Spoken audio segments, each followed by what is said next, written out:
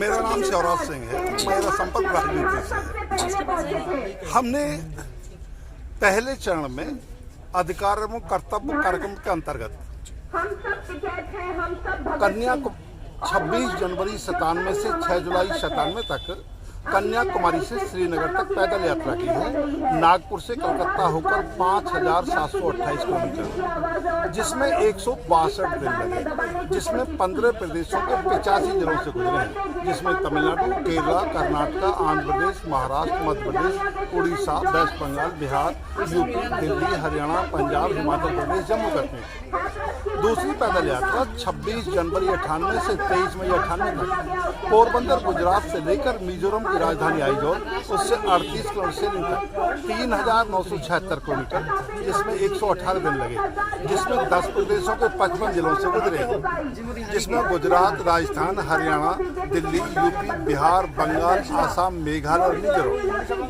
तीसरी पैदल यात्रा 14 अप्रैल 2003 से 24 जून 2003 तक 726 किलोमीटर दिल्ली पर, जिसमें 72 दिन लगे, दिल्ली प्रदेश है। और चौथी पैदल यात्रा 14 अप्रैल 2009 से 21 जून 2010 तक दिल्ली से दिल्ली 6782 किलोमीटर, दिल्ली से वाया मथुरा, आगरा, ग्वालियर, शिवपुरी, गुना, इंदौर, देवास, धुले, नासिक, मुंबई, खंडाला, पूना, कोल्हापुर, बेलगांव, धारवाड़, बेंगलोर, कोलार, चेन्नई, विजयवाड़ा, विशाखापट्टनम, भुवनेश्वर, जमशेदपुर, रांची, पटना, आरा, बक्सर, गाजीपुर, बनारस, गोपीगंज, हंडिया, इलाहाबाद, कौसामी, फतेहपुर, डलमऊ, रायबरेली, बछरावा, मोहल्ला, लखनऊ, मलियाबाद, संडीला, बाघोली, हरदोई, सावा, शाजापुर, निगोही, बीसलपुर, पीलीभीत, रुद्रपुर, अफजलगढ़, बिजनौर, मुजफ्फरनगर, सहारनपुर, यमुनानगर, जगाधरी, अम्बाला, राजपुरा, पटियाला, संगरूर, भटिंडा, डबवाली, सिरसा, हिसार, हांसी, महम, रोहतक, बहादुरगढ़, सांपला, दिल्ली। इस प्रकार 4 चरणों में कुल 17,212 किलोमीटर चलकर देश के 20 प्रदेश 235 जिले घूमकर देखा है। और खुशी है हमारे लिए कि हम किसानों के समर्थन में तीनों काले कृषि कानून के विरोध में आज इस आंदोलन में उपस्थित हैं। जी सर, क्या एक्सपीरियंस रहा? आप इतने राज्यों में गए, इतने जिलों में गए, क्या आपको स्थिति वहाँ देखने को मिली इस सरकार के अंतर्गत? ये तो 97 से तो सरकारें तो कोई, लेकिन जो मेन चीज है विकास क्या है। लोग जो बताते हैं कि यहाँ उद्योगपतियों के विकास को राजनेता अपने विकास को देश का विकास बताता है, और अधिकारी और कर्मचारी अपने विकास को समाज का विकास बताता है। सही अर्थों में बिहार में मुंगेर एक ऐसा जिला है जहाँ आज भी लोग चूहे, गिलहरी, खरगोश, पेड़ की जड़ छाल खा के जीवन यापन करते हैं। उड़ीसा में कालाहांडी में लोग अपने बच्चे बेचते हैं भुखमरी में, जब उस समय 20 रुपये से 50 रुपये बच्चा 6 महीने से 2 साल तक बिक जाता था, 15 साल का आदमी 1000 में। आसाम से काला कुत्ता खाना शुरू हो जाता है, मिजोरम में कुत्ते खाने पड़ जाते हैं, मणिपुर में उड़ने वाले कृषि के सांप तक खाए जाते हैं, और नागालैंड में नागा जनजाति के लोग कुत्ते बिल्ली सांप तो खाते ही हैं, मरने से पहले बुजुर्ग को बांट कर काट कर खा लेते हैं। तो ये वास्तव में देश का सच है। अब ये लंगोट लगाने वाले लोगों को ये लोग संस्कृति के रक्षक कहते हैं, जबकि स्वयं लूटने का काम करते हैं। यदि देश की संस्कृति है तो मेरा उनसे निवेदन है कि छेंगे जी का लंगोट लगाकर आप संस्कृति रखवाली करो, और सारे ऐशो आराम और कार, बंगले, गाड़ी उन गरीबों को छोड़ दो जिन्होंने अब तक संस्कृति की रक्षा की। सर, आप इतनी यात्रा की आपने, जैसे कि कांसीराम साहब करते थे, एक संगठित लोगों को चाहते थे कि वो संगठन बनाया जाए, हमसे बनाई जाए, बनाई गई और आज भी चल रही है। तो बहन जी जो है, जो उनसे उम्मीद रखी गई थी, बहन जी कई मुद्दों पर बोलती हैं, लेकिन इन मुद्दों पर जो अभी हालात हैं वो उतना मुखर क्यों नहीं बोल पा रही है? मेन कारण है जो संविधान के उद्देश्य का में समाजवाद शब्द है, उसका अनुसरण न करके पूंजीवाद का उन्होंने अनुसरण किया और आंदोलन किया, और वो जातिवाद का सहारा लेकर पूंजीवाद को विकसित अथवा सहयोग करने में, आंतरिक रूप से सहयोग करने में लगी हुई प्रतीत होगी। तो ये उनका कारण और मजबूरी है, वो बोल करके नहीं बोल पा रहे। अच्छा, मजबूर है जी, मजबूर है जेल जाने से।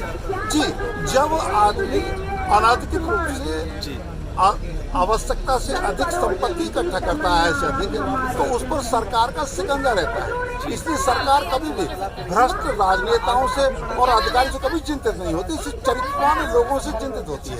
आज जरूरत बाबा साहब जैसे चरित्रवान व्यक्ति की है, जैसे कांसीराम जी आजीवन मुखर रहे और बाबा साहब अम्बेडकर जबकि सारी शक्तियां दूसरों के हाथ में थी, वो उनका चाह कर कुछ नहीं बिगाड़ सके। उन्हीं का अनुसरण करने वाले, जीवन के उद्देश्य को समझने वाले, जिसका उद्देश्य राष्ट्र के हित में समाहित हो, ऐसा नेतृत्व विकसित नहीं होगा तो राष्ट्र दिशा नहीं। तो सर, किसान आंदोलन में आप पहुंचे हैं, क्या किसान आंदोलन को देखकर क्या लगता है आपको, यहाँ के हालात बाकी राज्यों से क्या बदतर है यहाँ या क्या अच्छा है यहाँ? किसान आंदोलन जो हो रहा है जी, इसमें संविधान के उद्देश्य का को देखें हम, ओके, तो उसमें ये कहा गया है कि हमको भाई दृढ़ संकल्प होकर, यानी देश को भाईचारे को विकसित करने वाली संस्कृति विकसित करनी है, ये उसको विकसित करता नजर आता है। ये संविधान के आर्टिकल 19 के अनुरूप शांतिपूर्ण प्रदर्शन करता नजर आता है। यानी एक संवैधानिक आंदोलन है, जबकि ये कानून जो बनाए गए हैं ये पूंजीवाद को समर्थन करने, पूंजीवाद को विकसित करने के लिए निजीकरण, उदारीकरण, घुमंडीकरण के द्वारा निजीकरण का ये आंशिक प्रभाव है। इसका जो मूल जो स्रोत है वो निजीकरण है, जो 1992 में कांग्रेस द्वारा नीतियां निर्धारित की गई थी, तब बीजेपी विरोध करती थी, और जब 96 से अटल जी आए तो उन्होंने उन्हीं नीतियों को विकसित किया, तब कांग्रेस विरोध कर रही थी, और जब मनमोहन सिंह जाते हैं तो बीजेपी पुनः विरोध करती है, और पुनः विरोध करती है, और जब आज बीजेपी आ रही है तो विरोध कर रहे हैं वो, और कांग्रेस विरोध का ड्रामा कर रही है। ये सत्ता के लिए दोनों का मकसद सिर्फ एक है। तो मतलब हिंदुस्तान में सिर्फ राजनीति चलती है, सब कुछ राजनीति के ऊपर ही हो रहा है। यहाँ पर किसान तो बेचारे फंस गए हैं ना दोनों तरफ से। यही बात जो अभी आपने कही जी, इस देश के संविधान में ये एक बड़ी विडंबना है। बिल्कुल, मीडिया के द्वारा ये ऐसे कोई फोबिया फैलाया गया है जिसके द्वारा हिंदुस्तान शब्द का उपयोग किया जा रहा है। भारत के संविधान के उद्देश्य को लिखा है कि हम भारत के लोग, जी, ये शब्द भारत है। आर्टिकल 1 इसमें कहा गया India that is Bharat, Bharat राज्यों का संघ होगा। आर्टिकल 393 जिसमें लिखा है भारत का संक्षिप्त नाम भारत होगा। जी जी, ये हिंदुस्तान यदि है था कभी, तो तब अधिकार नहीं थे, न किसानों को न शूद्रों को, ऊपर वालों को अधिकार। यदि आज हम हिंदुस्तान है तो इसमें मुसलमान को कोई अधिकार की संभावना नहीं है, सिख को नहीं है, ईसाई और पारसी को नहीं है, और किसानों में जो जातिगत आधार पर जी, जो हम यहाँ बैठे हैं, क्योंकि इन्होंने जातीय धर्म के आधार पर लोगों का दुरुपयोग किया है, और उपयोग होने के बाद वो पूंजीवाद को पोषने वाले लोग पूंजीवाद के समर्थन में बैठे हैं, उनका सहयोग कर रहे हैं, जिसके दुष्परिणाम स्वरूप किसान आज यहाँ बैठा है। अच्छा सर, मैंने ये सवाल हिंदुस्तान शब्द का इस्तेमाल इस वजह से भी किया कि अंग्रेजी दौर में जब हम आज़ाद नहीं हुए तो उस समय ये इस्तेमाल किया जाता था। अभी मैं लोगों से बात कर रहा हूँ तो मुझे ऐसा लग रहा है, लोगों का कहना है कि अंग्रेजी दौर जो है इससे अच्छा था सरकार। दोस्त, अगर हिंदुस्तान की बात करूँ मैं थोड़ा एक सेकंड, तो इस देश में यदि ये हिंदुस्तान लिख दिया गया होता संविधान सभा में, जिसमें बाबा साहब की चर्चा कर रहे थे, तो यहाँ मुसलमान को अल्लाह का नूर रखाने का अधिकार न होता, इबादत गाह बनाने का अधिकार न, तो हिंदू राष्ट्र होता, इबादत करने का। लेकिन सर हिंदू राष्ट्र तो है ही। संसद में आपने देखा किस तरह से जय श्री राम के नारे लगे। नारे लगना अलग बात है, और सर हवन भी हुआ, हवन में राष्ट्रपति को नहीं बुलाया गया। ये उस बात की आजादी देता है आर्टिकल 25 में। ओके, धर्मनिरपेक्षता पंचायत आजादी देता है, इसका अर्थ हिंदू राष्ट्र होना नहीं है। संविधान दृष्टि से ये हिंदू राष्ट्र नहीं है। यदि हिंदू राष्ट्र होता तो ये नहीं भाई, मुसलमान को अल्लाह का नूर रखाने का अधिकार न होता, इबादत गाह बनाने का अधिकार न होता, इबादत करने का अधिकार न होता, महिलाओं को बुर्का पहनने का अधिकार न होता, सिख को 5 कतार केश का और कंगा रखने का अधिकार न होता, गुरुद्वारा बनाने का अधिकार न होता, गुरबाणी का पाठ करने का अधिकार न होता, शिक्षा संपत्ति का अधिकार न होता, ईसाई को चर्च बनाने, प्रेयर करने, शिक्षा संपत्ति का अधिकार न होता, पारसी बुद्धिस्ट को बुद्धवार बनाने, बुद्ध वंदना करने, शिक्षा संपत्ति का अधिकार न होता। यदि हिंदुस्तान लिख दिया होता तो हिंदू राष्ट्र होता, हिंदू राष्ट्र होता तो वर्ण व्यवस्था लागू होती, वर्ण व्यवस्था लागू होती तो आज महिलाओं को बराबरी नहीं होती, क्योंकि वो कानून लागू होता जो रामचरितमानस में लिखा है तुलसीदास जी ने कि ढोल गंवार सूझ बस मारी शकल तारना कर करी। इसने जितनी महिलाएं यहाँ तक पहुंची हैं इस देश में, उन्होंने सब में ये कहा है यदि आज मैं अमुक पद पर पहुंची हूँ तो संविधान सम्मत बाबा साहब के दिलाए अधिकार के बल पर यहाँ तक पहुंची हूँ। तो ये देश हिंदुस्तान नहीं है, देश भारत है। ओके सर, आज जो लोग यहाँ के लोगों को खालिस्तानी कह रहे हैं, आतंकवादी कह रहे हैं, इंडियन सिटीजन मानने को तैयार नहीं है, उनको क्या कहना चाहिए? दोस्त जो कह रहे हैं उनका एक फॉर्मूला है, फूट डालो राज करो। किसी ने पूछा था, अंग्रेजों ने एक क्वेश्चन पूछा था आईसीएस की परीक्षा में कि कैसे भारत पर हम हिंदुस्तान पर लंबे समय तक शासन कर सकते हैं, तो उन्होंने कहा था डिवाइड एंड रूल। यही बात बाबा साहब से पूछी गई थी कि कैसे आप इस देश के शासक बन सकते हैं, उन्होंने कहा था यूनाइटेड एंड रूल। आज ये जो आंदोलन है ये भाईचारे को तोड़ने की कोशिश कर रहे हैं, खालिस्तानी पाकिस्तानी टुकड़े टुकड़े करके, और ये आंदोलन भाईचारे को विकसित करता हुआ प्रतीत होता है। तो क्या आप क्या संदेश देना चाहेंगे? आप इतने राज्यों से घूम के आए, देशवासियों को किसान आंदोलन को लेकर सर। प्रत्येक आंदोलन इसकी आवश्यकता क्यों पड़ी? पहला तो भारत में इस समय संवैधानिक विपक्ष नहीं है, क्योंकि नीतिगत आधार पर दोनों ही एक हैं। इसलिए वो समझते हैं कि कोई कहीं भी जाए नहीं रहेंगे तो दूसरा आएगा, वो भी हमारा आएगा, उन्हीं का फायदा पहुंचाएगा, इसलिए वो विचलित नहीं है।